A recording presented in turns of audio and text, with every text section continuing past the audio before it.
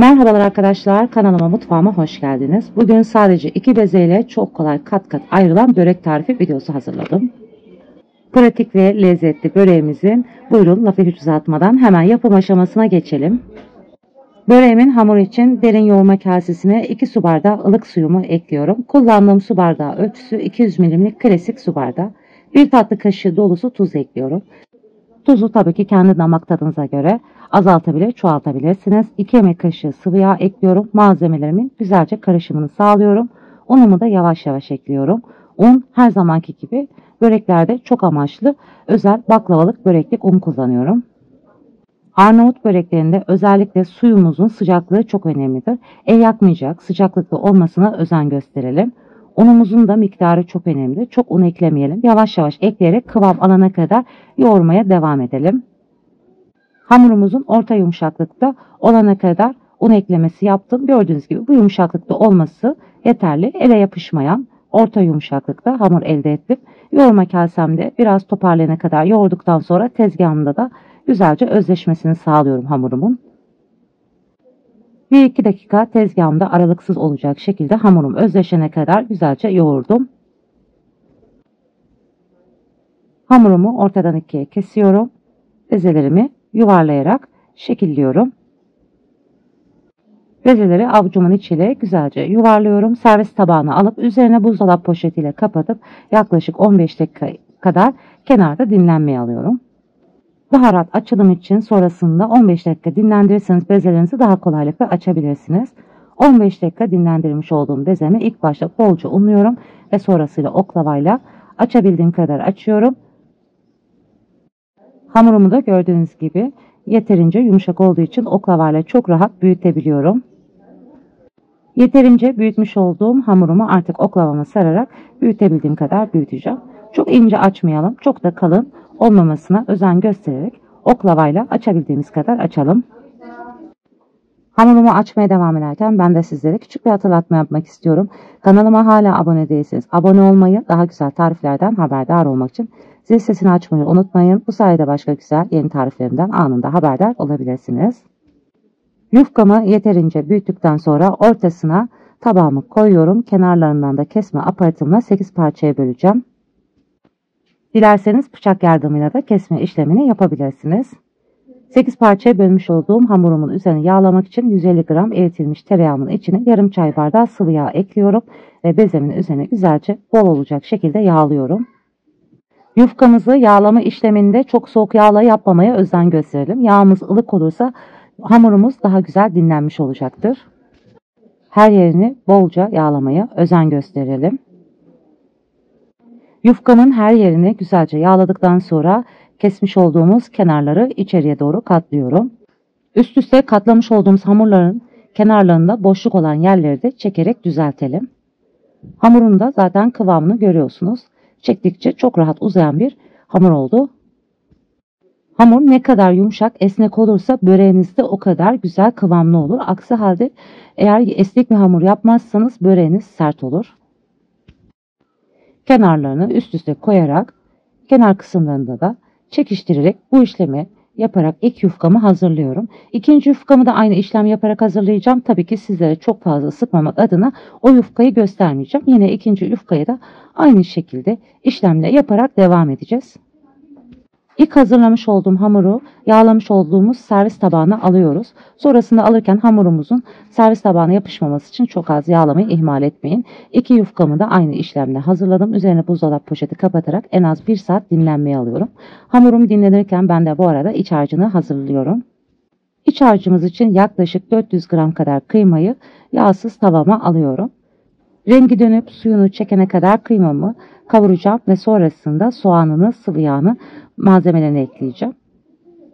Rengi dönüp suyunu çeken kıymamın üzerine yarım çay bardağına yakın sıvı yağ ekliyorum. Ve 2 adet ince doğramış olduğum soğanlarımı da ekleyip güzelce karıştırıyorum. Soğanlarım biraz kavrulduktan sonra üzerine 2 adet orta boy rendelenmiş patatesimi ekliyorum. Patatesi çiğden ekledim. Ben tabii ki bu iç harcıyla yaptığım, sizler dilediğiniz iç harcıyla da yapabilirsiniz. Rendelenmiş patatesle kıymamı da güzelce karıştırdıktan sonra üzerine derin dondurucudan çok az kapya biber de ekliyorum.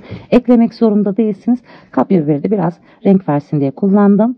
Baharatlarımı da üzerine ekliyorum. Yarım tatlı kaşığı pul biber, yarım tatlı kaşığı toz biber, çok az da karabiber ekledim. Tabii ki sizler dilediğiniz baharatı fazla veya az ekleyerek de yapabilirsiniz. Yarım tatlı kaşığı kadar tuz ekledim. Tuz tabii ki her zaman belirttiğim gibi kendi damak tadınıza göre ayarlayabilirsiniz. 4-5 dakika kadar patatesi ekledikten sonra da biraz pişiriyorum. Çok fazla kavurmayacağım. Böreğin içinde de patatesler pişeceği için arkadaşlar bu şekilde 4-5 dakika pişiriyorum. Son olarak bir tutam ince kıyılmış maydanozu da ekliyorum ve ocağımın altını kapatıyorum. Hamurum dinlenirken ben de kenarda iç harcımı soğumaya bırakıyorum. 1 saat dinlendirmiş olduğum hamurumu tezgahımın üzerine alıyorum. Hamurumuz da gördüğünüz gibi çok güzel dinlendiği için hemen kenarlarından çekmem yeterli oluyor büyümesi için. Kenarlarında çok fazla kalın olmaması için biraz elimle bastırıp inceltiyorum ve sonrasında yağlamış olduğum tepsimin üzerine alıyorum. Bu arada kullandığım tepsimin büyüklüğü 38 santimlik. Bu malzemelerle tabii ki 40 santimlik veya 42 santimlik de yapabilirsiniz. Tepsiniz büyük olursa biraz böreğiniz ince olur. Tepsimin kenarlarında hamurumun fazlalıklarını güzelce yapıştırıyorum ki sonrasında kenar kısımlarını içe doğru kıvıracağımız için bu işlemi yapmayı ihmal etmeyelim. Hamurumuzdan tepsinin kenarlarını en az 1-1,5 santim kadar bu şekilde güzelce yapıştıralım tepsimize. Ellerimizle de hamurumuzun üzerine bastırarak her yerinin düzgün olmasını sağlıyorum. İç harcımı da hamurumun üzerine döküyorum. Her yerine iç harcımın eşit şekilde dağılımını sağlıyorum. İç harcımızı hamurun üzerine güzelce her yerini dağıttıktan sonra üst katını da hazırlamak için biraz yağlıyorum fırça yardımıyla daha güzel açılıp şekilli olması için. Ve elimle bastırıyorum. Kenar kısımlarında rahatça açılımını sağlıyorum. Böreğimin üst katının da çok kuru olmaması için açarken çok az yağ ekledim. Sizler de eklerseniz böreğiniz çok kuru olmaz ve daha güzel lezzetli olur. Kenarlardan tepsi büyüklüğünde açmayı özen gösterin. Çok da büyük açmamaya dikkat edelim. Açmış olduğum hamurumu tepsime yerleştiriyorum. Kapak için kenarlarını da güzelce kapatıyorum. Ve sonrasında kıvırmaya kenarlardan başlıyorum. Kenar kısımlarında parmak uçlarınızı içe doğru kıvırarak şeklini verebilirsiniz. Dilerseniz benim gibi bu şekilde içe doğru kıvırabilir veya farklı şekillerde de kıvırma işlemi yapabilirsiniz. Ben biraz kenar kısımlarını daha kalınca tuttum kıvırırken. Ben ve çocuklarım bu kenarlarını da çok sevdiğimiz için çok fazla ince şekilde kıvırmadım. Sizler çok fazla kalın sevmiyorsunuz kenarlarındaki kıvırmayı daha ince olarak da yapabilirsiniz. Kıvırma işlemini yaptıktan sonra böreğimi güzelce dilimliyorum. Sizler dilediğiniz gibi büyüklükte dilimleyebilirsiniz. Tabii ki dilimlemeden de pişirme işlemini yapabilirsiniz. Arta kalan yağımı da böreğimin üzerine her yerine gelecek şekilde fırça yardımıyla yediriyorum. Arta kalan yağı da böreğimin üzerine bol olacak şekilde gördüğünüz gibi her yerinde gezdirdim. Öncesinde 5 dakika ısıtılmış 200 derece alt üst fanlı ayarda böreğimi orta rafın bir altında pişirmeye fırınıma koyuyorum.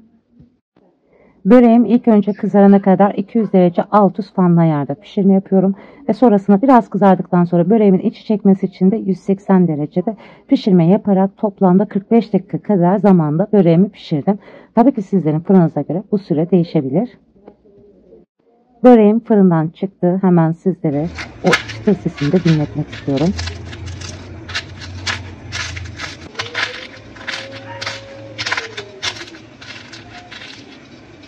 Üzeri çıtır çıtır pul pul dökülen börek oldu. Ben akşamdan yapmıştım. Hatta ertesi gün kahvaltıya bile hala yumuşaklığını ve o pul pul dökülen kıvamını koruyan börek oldu. Sizler de bu güzel böreği gönül rahatlığıyla deneyebilirsiniz. Şimdiden deneyip yapacak olanlara afiyet olsun. Başka güzel tariflerde görüşmek üzere. Hoşça kalın, sağlıcakla kalın.